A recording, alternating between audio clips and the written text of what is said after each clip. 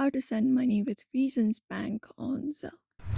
Hello everybody, welcome back. If you'd like to do so in today's video, we will be explaining you how. So for that, what you can do is first of all log in into reasons.com. Go ahead to the login tab of Reasons, proceed to online banking login.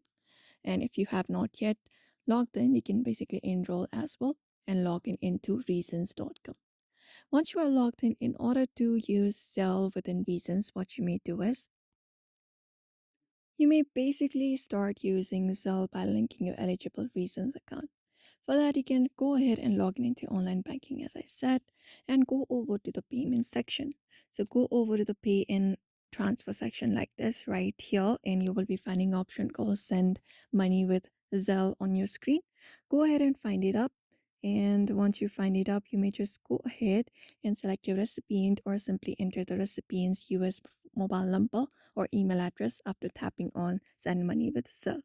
So just go ahead and look out for the section, tap on send and look out for your recipient's address and then enter the amount and select your eligible funding account and then select review, and after reviewing select send. You can either select the pay and transfer menu or select Zelle at the top of the page, and within an account you can scroll down and send money with Zelle.